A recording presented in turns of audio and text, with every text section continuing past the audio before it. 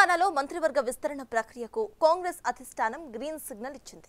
CM Revanth Reddy 3 రోజుల ఢిల్లీ పర్యటనలో మంత్రివర్గ విస్తరణపై అధిష్టానంతో చర్చలు జరిపినట్లుగా తెలుస్తోంది. జూలై తొలి వారంలోనే రేవంత్ తన మంత్రివర్గాన్ని విస్తరించినట్లుగా పార్టీ వర్గాలు చెబుతున్నాయి. ఇప్పటికే 4 నేతలకు లైన్ క్లియర్ అయినట్టు సమాచారం కూడా అందుతోంది. ఇక మరో 2 పదవుల్లో ఒకటి మైనారిటీలకు ఖరారు చేయబోతున్నారు. ఇంకో స్థానాన్ని ఎవరికి కేటాయిస్తారు అనేది ఇంకా తెలియాల్సి ఉంది. అయితే ఈ క్రమంలోనే ఈ వ్యవహారం రాష్ట్ర వ్యాప్తంగా కూడా హాట్ టాపిక్ గా మారింది.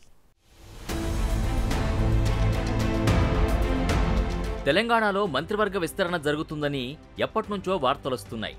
తాజాగా కేబినెట్ విస్తరణ చేయాలని కాంగ్రెస్ నిర్ణయించినట్టు తెలుస్తోంది. అందుకే సీఎం రేవంత్ రెడ్డి ఢిల్లీకి వెళ్లినట్టు చెబుతున్నారు. ఎవరికి మంత్రి పదవులు ఇవ్వాలి అనే దానిపై పార్టీ పెద్దలతో సీఎం రేవంత్ రెడ్డి మంత్రులు చర్చలు జరిపినట్టు తెలుస్తోంది. మంత్రివర్గ విస్తరణ, పీసీసీ అధ్యక్షుడి నియామకం, నామినేటెడ్ పోస్టుల భర్తీపై పార్టీ పెద్దలతో రేవంత్ సంప్రదింపులు జరిపారు. సోనియా గాంధీ, మల్లికార్జున ఖర్గే, కేసీ వేణుగోపాల్తో చర్చలు జరిపిన రేవంత్ రాష్ట్ర వ్యవహారాల ఇన్ఛార్జి దీపాదాస్ మున్షీతో పలు అంశాలపై సుదీర్ఘ మంతనాలు జరిపారు. ముందుగా మంత్రివర్గ విస్తరణ, తర్వాత పీసీసీ అధ్యక్షుడి నియామకం చేపట్టాలని నిర్ణయించినట్టు తెలుస్తోంది. ఆ తర్వాతే నామినేటెడ్ పోస్టుల భర్తీపై దృష్టి సారించనున్నారని టాక్ నడుస్తోంది. జూలై 7న ఆషాఢమాసం ప్రారంభమవుతున్నందున ఆలోపే మంత్రివర్గ విస్తరణ, పీసీసీ అధ్యక్షుడి నియామకం చేపడతారని భావిస్తున్నారు. మంత్రివర్గంలో 6గురిని చేర్చుకునే అవకాశం ఉన్నప్పటికీ ప్రస్తుతానికి 4కి అవకాశం ఇవ్వచ్చని భావిస్తున్నారు.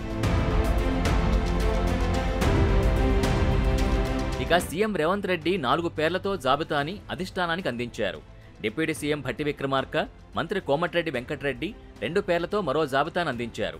నాయకులు ప్రతిపాదించిన జాబితాలో కోమటిరెడ్డి రాజగోపాల్ రెడ్డి, వాకిటి శ్రీహరి, రామచంద్ర నాయక్, వివేక్ వెంకటస్వామి పేర్లున్నట్టు పార్టీ వర్గాల్లో చర్చ జరుగుతోంది. భువనగిరి ఎంపీ స్థానం గెలిపించడంలో కీలక పాత్ర పోషించిన కోమటిరెడ్డి రాజగోపాల్ రెడ్డిని మంత్రివర్గంలోకి తీసుకోనున్నారని భావిస్తున్నారు. ఇక ముదిరాజులకు పదవిస్తానని గతంలో ముఖ్యమంత్రి హామీ ఇచ్చారు. ఆ కోటాలో మక్తల్ ఎమ్మెల్యే వాకిటి శ్రీహరికి అవకాశం దక్కనుందని అనుకుంటున్నారు. డోర్నకల్ నుంచి గెలిచిన రామచంద్ర నాయక్, చెన్నూరు నుంచి ప్రాతినిధ్యం వహిస్తున్న వివేక్ వెంకటస్వామికి మంత్రి పదవులు దాదాపు ఖరారైనట్టు తెలుస్తోంది.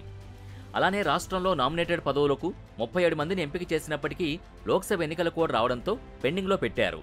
అయితే వారిలో ఉమ్మడి కరీంనగర్ జిల్లాలో 2, వరంగల్ జిల్లాలో 1పై మంత్రుల నుంచి అభ్యంతరాలు రావడంతో ఉత్తర్వుల జారీలో ఆలస్యమవుతోంది. వీరి నియామకాలపైన అధిష్టానంతో జరిపిన చర్చల్లో స్పష్టత వచ్చిందని, కొద్ది రోజుల్లోనే 37 నామినేటెడ్ పోస్టులకు సంబంధించి ఉత్తర్వులు జారీ అవుతాయని పార్టీ వర్గాలు చెబుతున్నాయి.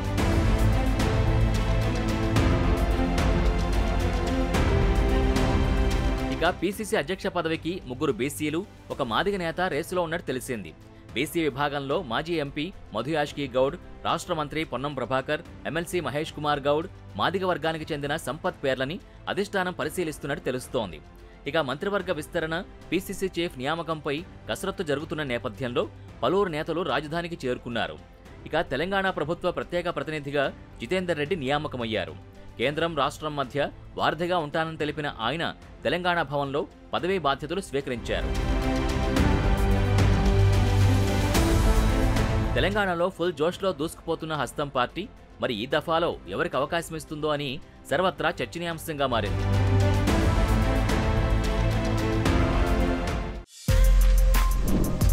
For more videos like this, subscribe Big TV channel.